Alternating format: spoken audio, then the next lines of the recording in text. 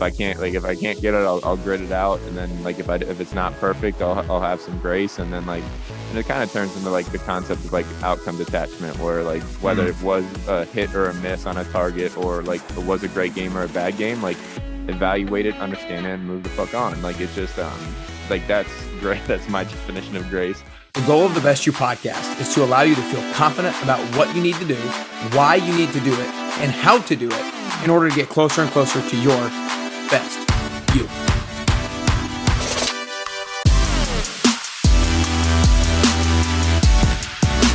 All right, what's up, everybody? Welcome back to the Best You podcast. I'm really excited today to be joined by the one and only Brian Peters. I just want to start off by saying, Brian, thanks so much for spending the time with me here during your hellacious day. Appreciate you joining me this afternoon. Easy, man. I'm excited to chop it up.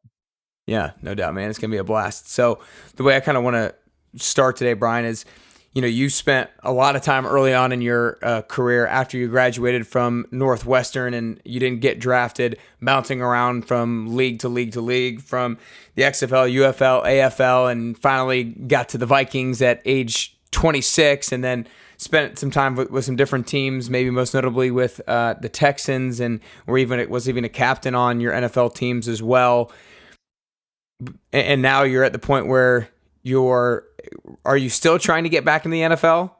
Not really right now. If it's something right crazy, okay. If it breaks, it'd be like some crazy long snapping scenario. But I think the linebacker days have sailed. Okay. Well, during this time when you had so much time back and forth and into this league, out of this league, and a lot of different agent scenarios as well, what kept you so like resilient that this is something that I'm bound to do no matter what? Like, I'm not gonna go plan B too early. What kept you so resilient and on track with trying to fulfill this mission? Yeah, there's a couple things that showed up, and the more I look back and resonate on it, the initial thing was I didn't get a call on draft day. I thought I'd be in a position to get drafted later, at minimum get a free agent contract, undrafted free agent contract, and that was my first kind of experience of learning about setting my own expectations. But I was lucky enough, some coaches negotiated for me to get into some rookie mini camps on a tryout basis. So you got to go to the rookie mini camp with all the drafted players and the undrafted free agents in contract, and you got to take somebody's contract. But they're like stacking up against the draft picks and other guys in my position where I thought I outperformed or performed just as well. I kind of got it locked in that I knew I could play.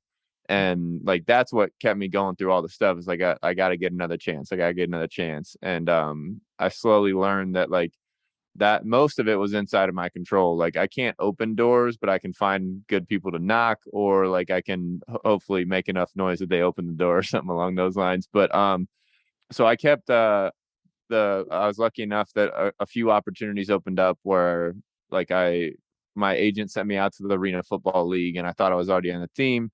The 13-man tryout for 2 spots, ended up making the team out there. So that went right. And then after that season was over, which was like a summertime league, I tried out for the UFL, got a workout, made the team, but got cut. So I got cut from a league I didn't want to be in, but like I always knew I could play.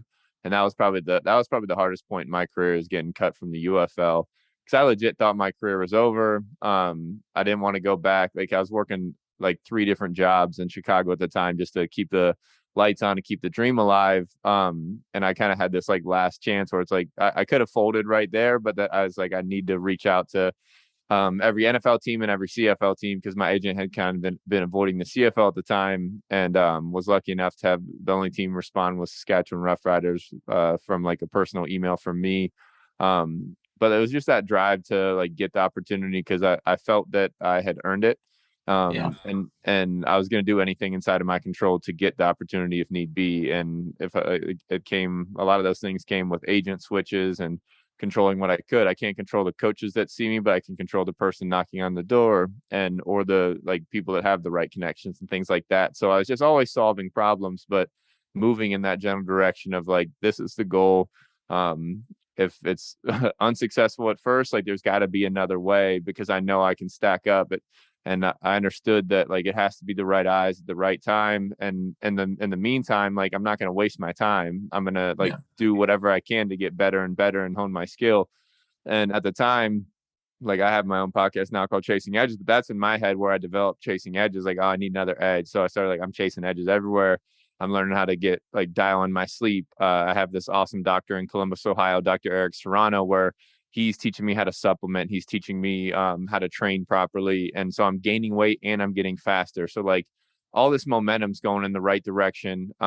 Despite the failures, despite playing in leagues I didn't want to play in at the time. Like, again, like my expectations were again probably too high. Like I always wanted to like deserve and earn the opportunity where I was at every day, whether I was making $300 or $30,000 a week, whatever it ends up being.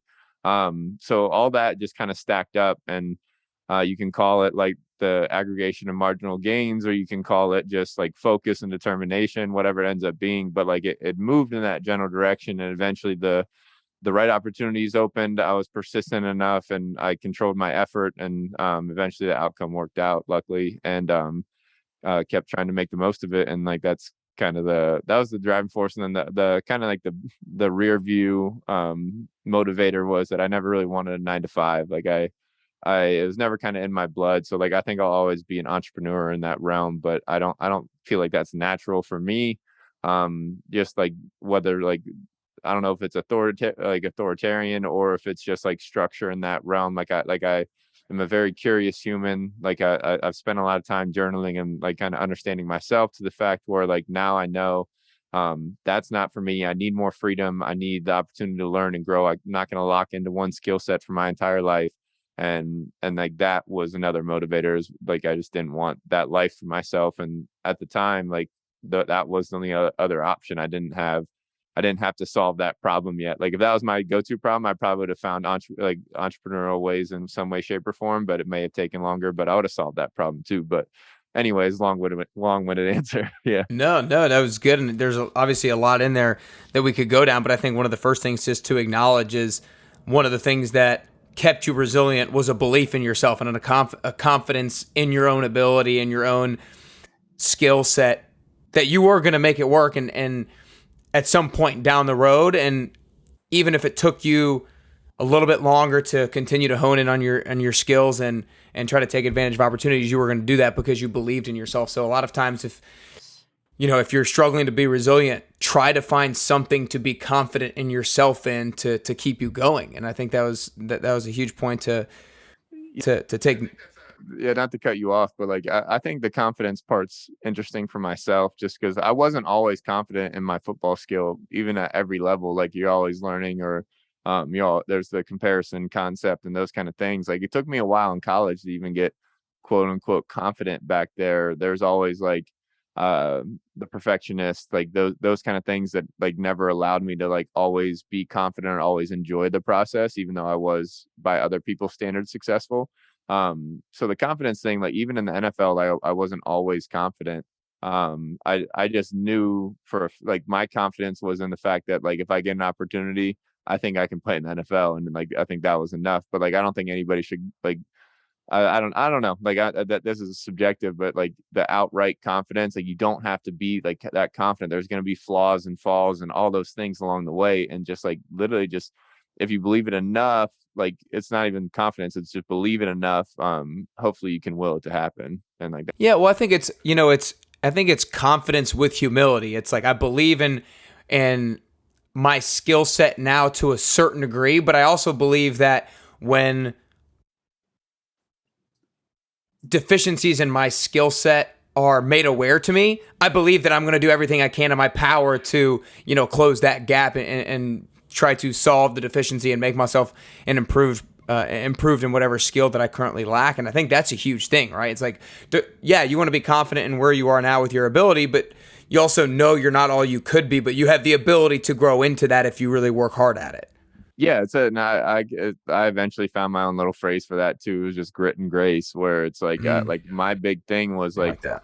Yeah, I had this teammate Jonathan Joseph, like played 14 years plus in the league, just absolute stud human, but he just like said it so logically to me one time that I'll never forget it. Is just he's like, BP, like why are you beating yourself up? Like I played a solid game, I played a good game, and he goes like if you like he goes like every like no one plays a perfect football game, no one like gives a perfect presentation, like that kind of bit. But then he's like, if you're having a good game, if you played a good game, like legitimately, like logically a good game, and you're beating yourself up, like, and then when you have a bad game, you're beating yourself up, and you're beating yourself up on both ends of the spectrum, like you can't win, like you're just beaten and bruised. And I go, yeah, like so I started to again like understand like where there's room for grace, because like I had these perfectionism tendencies where like I wanted it, I knew a perfect game was gonna happen, but like I wanted no errors, or I like X, Y, and Z. But like but that was like the I eventually like in my head, like if I can't get it, I'll grit it out. And then like if it's not perfect, I'll have some grace. And then like,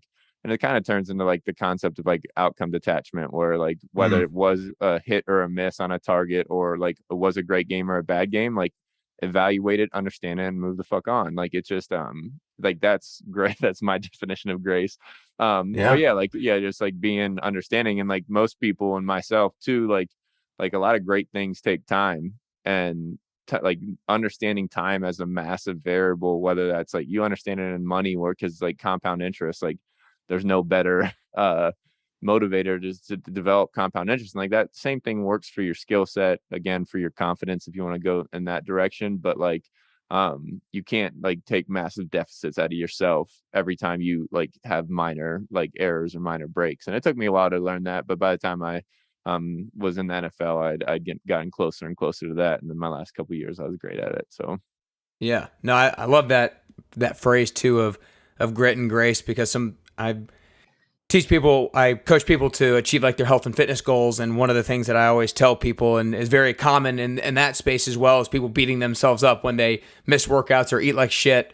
And so I always tell people, when you go to hold yourself accountable, approach yourself with curiosity rather than criticism. Don't just beat yourself up for not doing what it is that you said. Like ask yourself, okay, why did I actually not do this? Or why did I not execute at a high level? And then come up with a solution so that you can better grit it out the next week. I don't use the term grit it out. Maybe I will now, but I appreciate you throwing that my way. But one of the things that I've honestly admired most about your story, and you touched on it a bit, but other people didn't extract that from it, was how you did everything that you possibly could in your control. You took it upon yourself to send emails out to every single person that you possibly could, by even practice film if that's what you needed to do. So tell me a little bit about where you feel like you developed this, what's called the internal locus of control, that you do dictate the outcome of your life. Like, do you feel like that's something that you've always had, something that you've worked on and developed? Talk to us a little bit about that. yeah, like I fortified that over time a little bit, where like the only reason they kept me in the CFL is because I hustled to the ball. And like my hustle was in my control. And then like I got around some really great humans at Ohio State with training with their NFL group. And Nate Ebner's a good buddy of mine. He played 10 years in the league, in the rugby and the Olympics and that kind of thing too. He's a savage human, but he always like made it really, like he had really good wording for it, where it's like if effort's the control, like it's not a variable. You don't have to like guess and check whether you like put in great effort, or had if you're looking back, I think a lot of life gets like your regrets go away if you know you gave max effort. Like if you Mm. gave 100% effort, because if you look back and you have to like guess, like if you gave full effort, like that's where there's room for that like gray area and that doubt and that resentment to build. But if you gave it, like win or lose, and I gave everything I had, like I can go to sleep with that. It's the same as like a game, like everybody's good at football, especially in pro football and that kind of thing too, where if you understand that like if you can make the effort a control, life gets a lot easier. I think a lot of people are scared of max effort and like giving max effort, because like they're flirting with the potential, like, and then you're getting out of your little comfort zone, and you're getting out of the certainty that's happening in your brain. Like that's why humans develop routines, is so that we know what's coming next. Like our body and our physiology reacts to routine. Like whether you work out at a certain time, like your body's gonna like be ready for that. Like same with like sunlight in the morning and things like that. Like our body craves certainty, and and then like our physiology craves the couch, because like there's in the past there's been, I'm going on a rant now, but like that food, water, and shelter like weren't promised to us. So like whenever we got all those things, we're supposed to enjoy sitting still and saving up energy for the next hunt or shelter build or all those things. So like you got to understand like what you're fighting and then what in that fight's in your control. And so the simplest thing for me was the max effort thing. And so if I got all this effort and I hustled to the ball, like it opened doors. And so through like kind of Nate's wordage and like my mindset, like it made the most sense to me. I was able to live with more of my decisions and my actions and my goals if I gave all the effort, so that my regret went away. Because I found a lot of times when I was kind of kicking myself or I wasn't motivated or things like that, I was living in the past. And I Mm. was like, oh, I should have done that. I should have done this. And like, yeah, like, but like, I never had to worry about effort, and a lot of that went away. So anyways, like that's kind of the mental structure that got me there, if that answers your question. Yeah, no, I mean, I think it's just, relying on the confidence that you get from yourself being the fact that you're going to bring effort. Like, and it'll get you so much further, and it will largely control the outcomes of your life, right? Like and it will ensure that you eliminate potential regret down the road. Yeah, I think it's cool because like it marries you up really closely to commitment. Like if Mm. like in order to like have a great workout, like I got to commit and get like if I'm going to give max effort, I got to commit to that. And like that, the power of intention is like one of my favorite things right now, because like, and I love Jordan Peterson. Like one of his bits is like if you want a meaningful life, everything's meaningful, absolutely everything. And so like I coach breath work, so I want every breath to you to be important. But now like you I mean you like if you coach in the weight room, like if you focus your attention on the muscle that's contracting versus like trying to move the weight, like hypertrophy, there's a study that shows like hypertrophy like bumps up like 15%. Like then same with the breathing, like every breath can help or hurt you. And then like now what else can I attach intention to? Like what words do I choose? Like how do I speak to my parents? Like X, Y, and Z doesn't matter, but like if everything's meaningful, if everything has intention, like life gets pretty damn cool. And like so, and with intention, gratitude marries to it. So I start to like chain link all these great like values and these habits together. And like now it's like life again, like it makes it easier to build a life that I want to live right now. So it just makes sense where like, okay, like I'm gonna, no matter what I'm gonna do, I'm gonna give max effort, whether it's my relationship, whether it's the weight room, whether it's learning and studying. And then like so now I'm committed because I know when I sit down to study, like I'm gonna like go all in. And then Yeah. now, okay, so like I committed to that. Like what else can be that like committing or intentional? So it just like I just try and make things to myself as tangible as possible. And so like in those same scenarios, like with intention, like I change masks. Like I go from the student to the warrior, and like in the weight room. Sometimes if I'm like actually like it's stupid, but like if I'm actually like struggling to like get ready for the weight room, like I'll literally like put my mask on. Like I'll swipe my hand over my face. It's stupid, but it works for me. And like Yeah. yeah, so like the more mental skills and like more like brain I can tangibilize, I always try and do that so that I can now like and I use like quotes as like logic landmarks for myself, where like okay, like I'm doubtful of myself or I'm scared here, like okay, like insert this quote, like that makes sense, like that they're all my little philosophers around my shoulder. And so I just try and tangibilize things that way. That's great. I like that. I like that. Yeah, I'm a big Jordan Peterson guy myself, and like if your life is going to be meaningful, make everything meaningful. Meaningful. And you talked about intention, and I think a lot of people maybe feel like what they do on a day-to-day basis lacks meaning or they lack purpose in their life. It's because you're not even giving purpose to anything that you're doing, and you're just living with a lack of intention. So if you feel like you're lacking motivation, it's probably because you're not doing things very intentionally, and you're just probably kind of like moving throughout space aimlessly. And so you got to have an intention. You got to know where the hell it is that you're trying to go. But with that kind of said, we've talked about how you bounced around a lot.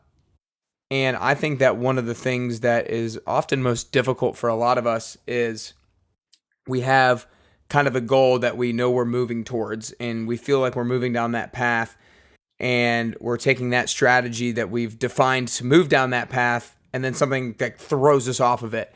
And sometimes when that happens, we're upset in the moment because we feel like it throws us off the path, but maybe it actually puts us on the path that we want to be on. But it's hard to realize that in the moment that it's happening. So talk a little bit to the point of needing to be kind of malleable and flexible when maybe things don't go quite as you planned it, but maybe it needs to be the exact thing that happened. We'll be back to the interview in just a second. But first, I wanted to share a quick testimonial from a past participant of the 10-week transformation program. I started running the 10WT in the beginning of 2020 and have had over 150 people and counting go through it, and they've seen amazing results both inside and out. If you're inspired to join after listening to the testimonial, then go to nickcarrier.com to learn more. We'll get back to the episode in just a minute, but first, here's what they had to say. My name is Jeremy, and I joined the 10-week program to get back in shape after quarantine. I've lost like 10 pounds, just like got a little more structure in my life a little bit. The best part of the program for me has just been having a set time to go to the gym and get in shape and like do it. You should join Nick's 10-week program. Yeah, like adaptability is massive. Like that's what like everybody that's looking for a coach wants to, like, in essence, like whether it's a business or an athlete or anything, they want to be more adaptable or durable or whatever it ends up being. And that makes sense. Like, cause again, like you can, if you look at it from like a macro level, just like systems. And so if I'm looking so I'm putting a workout program together, let's give an example. On paper and the research, everything backs up I think my program's perfect. I put it into an environment where, again, like I have 50 athletes, maybe I have 5 athletes, whatever, they're going to range in mobility. That you're basically putting this like structured thing into like a multivariable environment where everybody's going to react differently to it. So like life's kind of like that, where like it doesn't matter how like aligned things you have in your head. When you get around other humans, when you get around, like maybe it rains, like and like that kills your plans, or you get hurt and like you're an athlete or you're somebody that like values movement and things like that can't break your structure. You need to be adaptable. And so like in that realm, like if you look at it from like a life standpoint, like another Jordan Peterson bit is like, yeah, like go, you have to shoot the gun. Like I'm a believer that like you can't sit around and like make the perfect plan and go. You can't sit around and set all these goals and not do anything, like even if or procrastinate and whatever. It all just builds up in general. But like you gotta take shots. Like you gotta hear the gun go off. And so eventually, like if somebody's struggling to go like down one path in general, it sounds like you're talking more about deviation. But I don't think deviation's a bad thing. Like something like as long as you like, I like my remedy for this, if we're talking about myself, is journaling. What am I doing? Why am I doing it? How do I feel? Why do I feel that way? I track my hours of sleep. I track my workouts. And like, so I have a bunch of variables. Like, so if you don't measure something, you can't manage it. And so like, if you don't know where your thoughts are and where your desires and urges are, you won't even know why you deviated. And then like life can become mindless in that category where it's like, I don't know why I sat on the couch and watched 4 episodes of Netflix. Well, like I wasn't even looking at the path. Like, so like, it's just like, you have to be very intentional on all these things and like understand, like, again, like every goal you set, like I always like my favorite humans, Naval Ravikant. His definition of desire is really cool. Is like desire is a contract with yourself to be unhappy until you get this thing. I don't think people even like before they even set goals, I think they should think that through, because if I'm setting a goal, like I'm not just setting a goal and creating steps to get there. Like I'm picking up stress along the way. Like if I want that car, like, okay, well, I have to make these payments. What do those payments mean? That means I got to work X amount of more hours. I got to save money and be frugal. Like people don't think it logically. So I always try and throw that in front of there. So, but like, if you do deviate from the path, I mean, I'm also like a human. I want to do everything once or twice, So like, I don't be scared of deviation, but like understand why you're deviating. And like I track my thoughts and I track like my physiology, so I know where I'm at, why I'm there, if I'm agitated, why I'm agitated. And like I think just self observation is powerful in that realm. But like that's like, but just also know it's like it's almost another grit and grace concept where like you got to have grace when you like when you fall off the path. And but like just know why you fell off and then either get back on or just like blaze a trail through the woods. I don't know, Yeah, no, I love it. What was the name of the guy that you said is your favorite human? Oh, Naval Ravikant. I just love hearing him speak. He has a killer podcast on Rogan a couple years ago. And then this guy actually wrote a book about him. It's called The Almanac of Naval Ravikant. And so the guy, like, so he's a fun follow on Twitter too, just really insightful. He like uses Twitter to like literally simplify his thoughts and like put really powerful things into like 1 or 2 lines. But this guy put together a book based on his tweets and podcasts and some of his keynote speeches, and he kills it. He has like he has like a really logical approach to life, and it makes sense to me. Where like everybody wants to be like wealthy, healthy, and happy, and so and like you can go off like this is another logic landmark for me, where like Jim Carrey's quote where like you can fail at what you're good at, but like or like money's not going to solve your problems kind of deal. Like Naval like gives you, and he's like this massively wealthy angel investor and all these things.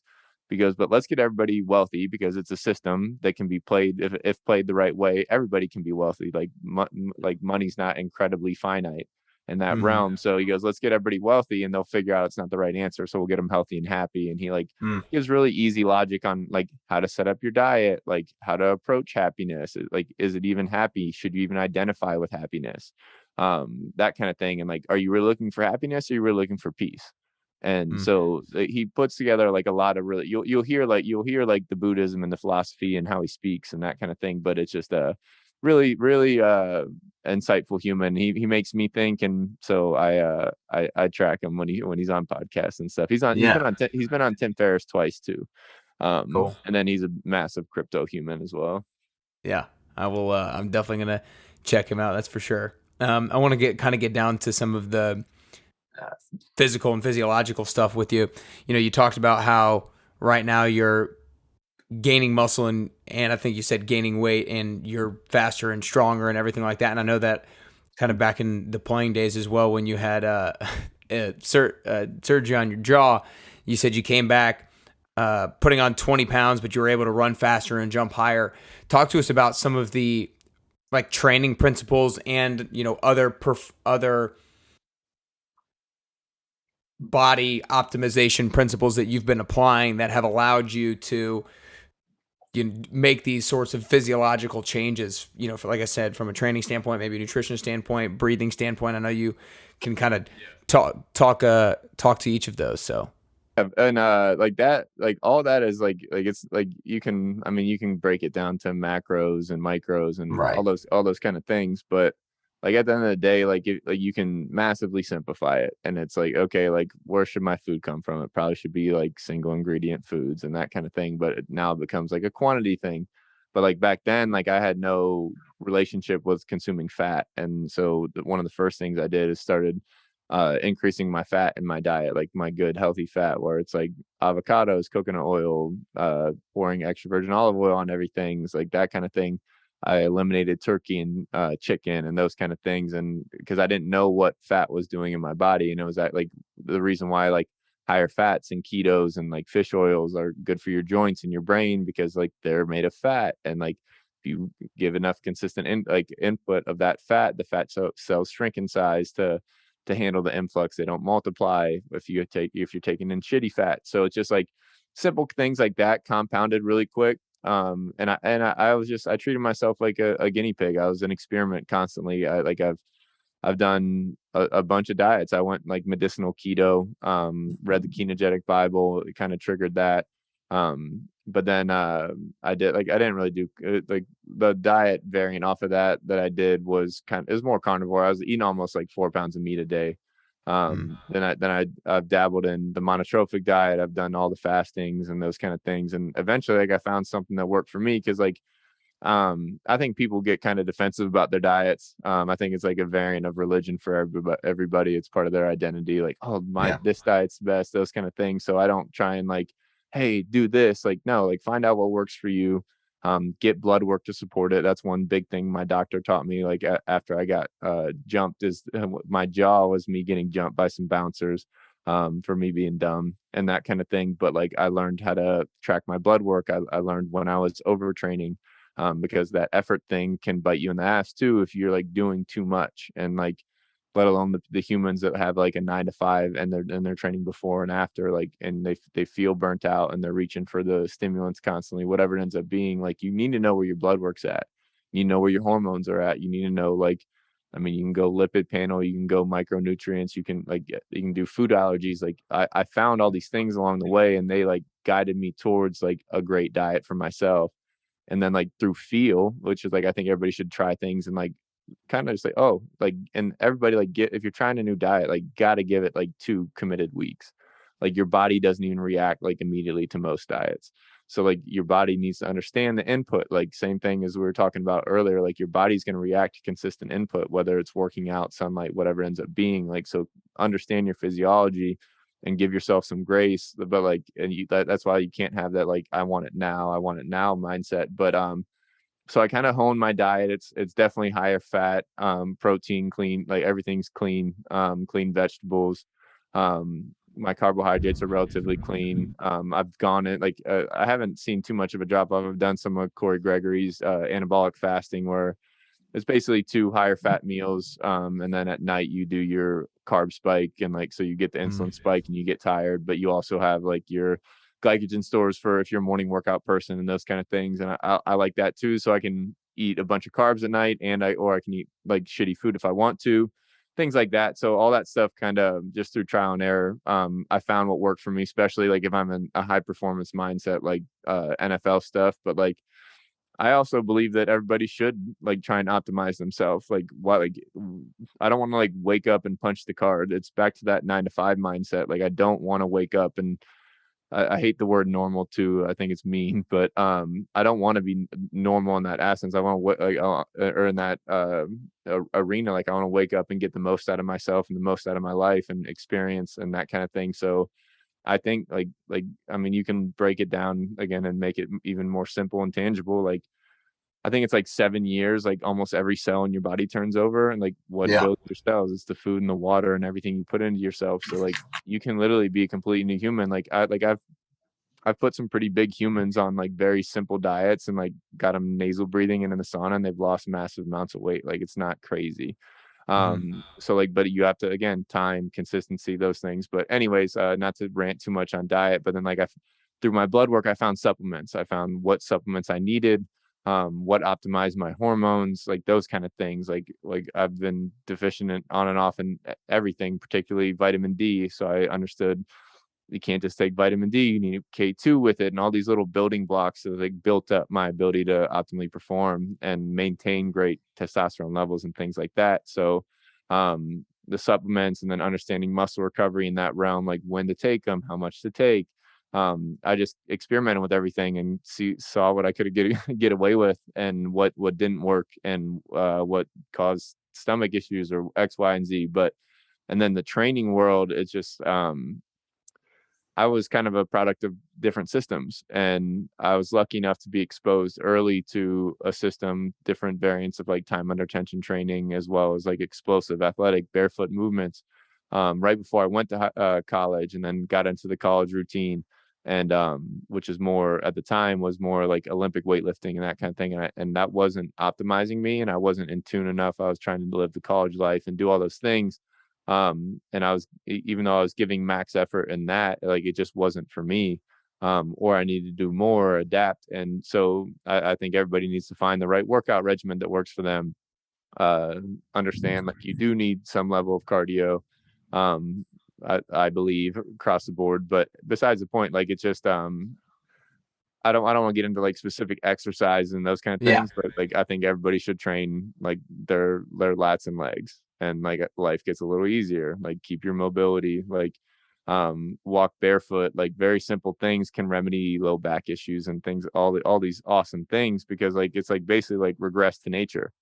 Can I like how close can I get to being like in nature, be natural, be primal, and you'll see your physiology follow suit. And I go down all these rabbit holes, but it's like, okay, what was the first misstep by humans? Like, some can argue fire, like with chewing food and jaw structure and respiratory patterns and things like that. But like I say, like shoes, like elevated heels, like lack of feel in the feet, like lack of cerebellum activity, whatever it ends up being. Ankle mobility, all those things follow suit. Then we got chairs and furniture and all these other problems, and cars, and like a lot of these things inhibit our optimal performance, our optimal respiratory patterns and things like that. And so like same with light and electricity and the angle of the light, and all these things stack up into like how your body down regulates and up regulates in the morning and at night. And it's a lot of simple things stacked together. So like I try and again be primal in my understanding, because like that makes logical sense. And then like the more I've learned, like every human has like the built-in drive to react to to their sympathetic nervous system. For our survival, like we need to know how to get into fight and flight really fast or we're dead. Like everybody Mm. knows how to do that. And like kind of my own little thesis now is that like nobody knows how to down regulate. So like obviously I coach breathing and how to down regulate and that kind of thing. But like I think truly, and like we have science on this now, which is disgusting that we have to like give people science on why they should go outside and be in nature. But like I think being in nature was our environment was our natural down regulator. Like, yeah, we Mm. got to worry about predators back in the day, but like literally stress, anxiety, like things like that go away with short exposures to nature over time and that kind of thing. So it keeps us more peripheral, like panoramic view of our eyes, like understand your physiology. If I'm staring at you, if I'm staring at my phone, if I'm staring at a screen, like that has sympathetic tones to it. So like, okay, like I'm stressing myself out with my vision. I'm a mouth breather. I'm stressing myself out with my mouth. I'm a shallow breather. I'm stressing myself out. I'm short circuiting my oxygen absorption. I'm doing all these things that aren't primal, like that aren't in tune with nature. Like I'm Mm. not outside. I'm vitamin D deficient, which is basically a hormone now in the understanding of the research. So okay, like, am I getting outside or am I just getting light through the glass? Not the Yeah. same. Your eyes don't register it the same. Like, am I getting it on my skin? Do I have clothes on when I go outside? Like, or how much skin real estate's really showing? Like what color is my skin? Like if I'm darker, like, and I'm living up north, like chances are I'm vitamin D deficient and my body's not optimizing. So all those little things and all those little stuff like docs taught me how to train. I spent a lot of time doing very simple movements and different patterns of like higher volume repetition, different firing patterns where like my posterior chains firing together, like my glutes firing with my toes, like my glute, hamstring, calf are firing together in isometric patterns. A lot of pull-ups, a lot of weighted pull-ups, a lot of high volume pull-ups, like different grips, like those kind of things, using towels. It doesn't matter, but like I think I saw a lot of my progress through that connective strength development and like unilateral movement as well. Like I always squatted, I'll never not squat, but and then the lat development, understanding how to transition power from the legs and the upper body, like the lat is massive in that category. So if Mm. anybody wanted nuggets from like the strength world, like do that kind of stuff. But uh what was the other category you wanted to go into? No, I think you basically hit the realm of it. I guess the one that maybe you didn't go down quite yet is breathing, but I want to just kind of touch on the things that you said. You know, there's so many different things that you talked about that we can be doing to optimize our performance. And I feel like people are listening were like, holy crap, that is a shit ton. Like, how can I do all of that stuff? Well, these are things that he's been experimenting with for years and years and years and years and years and years and years. And so, you know, one of the takeaways that you can do is, yeah, you can sit down and go back and take notes on kind of all the different components of physiology optimization that he brought up, and then like pick one to figure out what works best for you.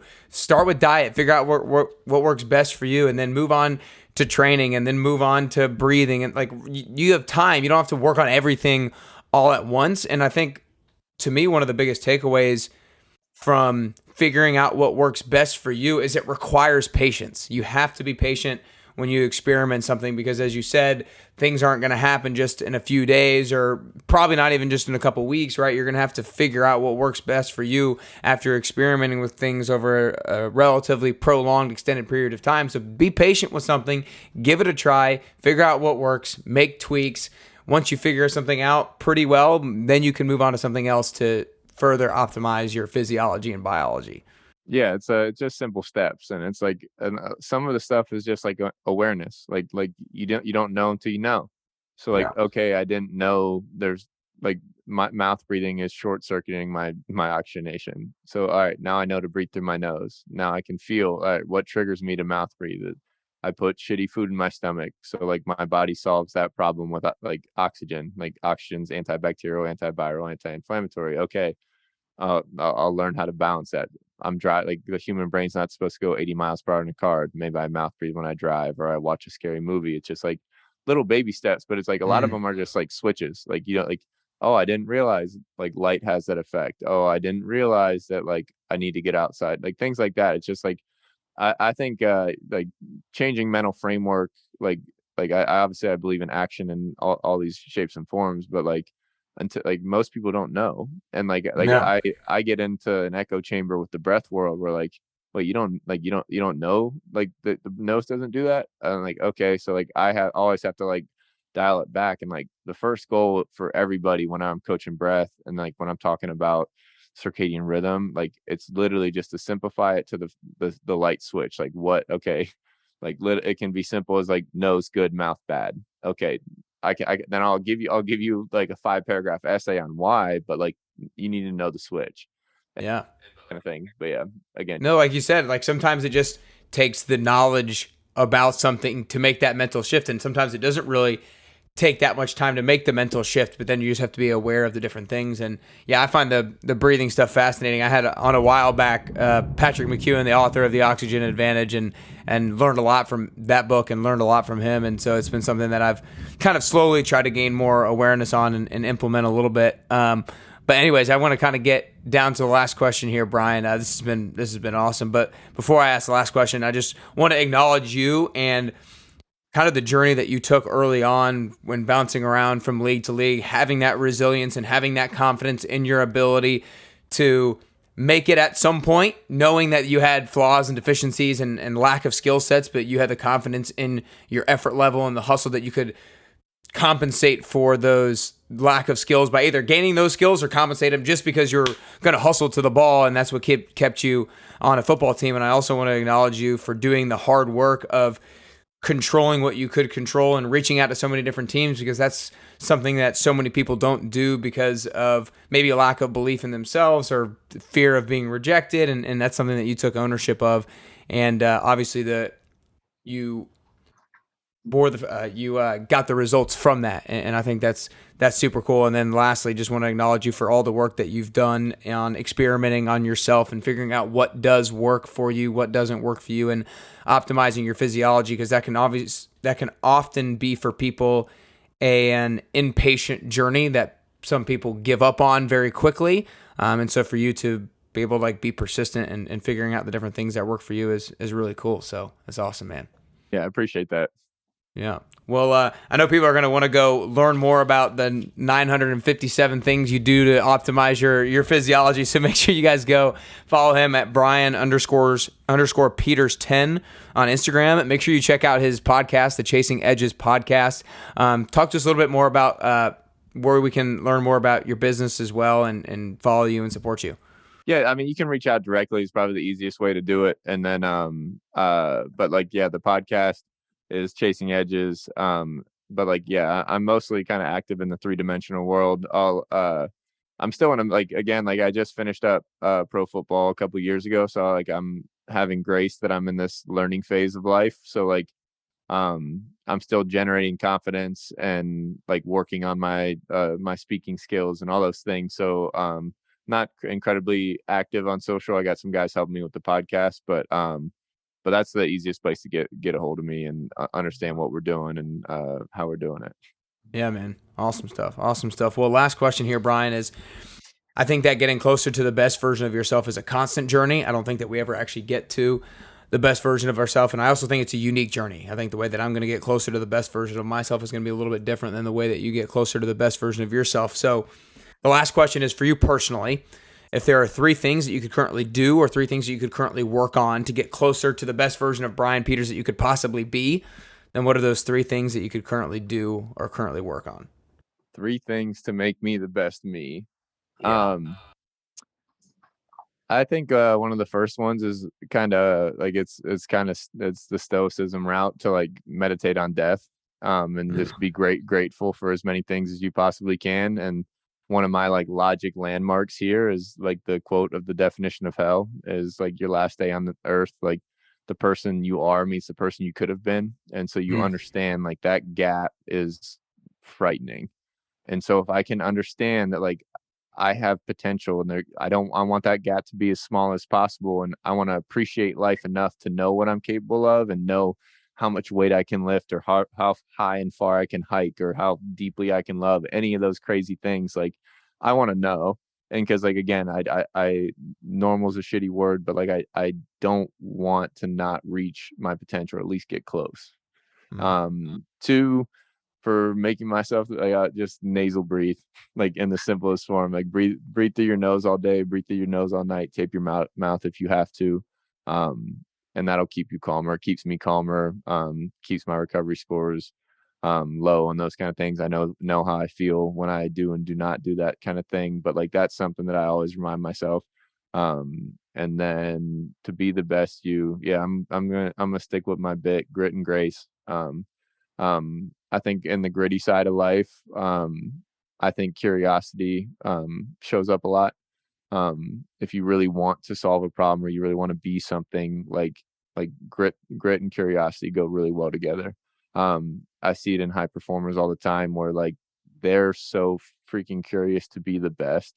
Like they're looking and chasing every edge, or they're mastering the fundamentals so elitely that like nobody can touch their foundation. Nobody can beat them at this release or anything because their foundation's so strong. So like I think the curiosity and the grit and grace concept, because like grace, like again, like life is messy, life is imperfect, life is all these things we don't want it to be. So like again, like give it grace and give it time, and as long as the effort's there and you're going in the right direction, like you're going to be a version of your best self, and like just don't settle for anything less. That's awesome. Those were 3 great things. Well, y'all make sure you go follow him on Instagram at Brian_Peters10. Make sure you go check out the Chasing Edges podcast, because you're just going to get more great stuff like this. I love that grit and grace thing. I love your story about, taking hold of your own career and optimizing your own performance. And I know a lot of people will get a lot more from learning more about you in those places. So you all make sure you go follow and listen. But Brian, that's all we got today, man. Appreciate your time. No, appreciate you having me on. I thoroughly enjoyed the conversation. Awesome, man. Yep. Be well. You too, bro.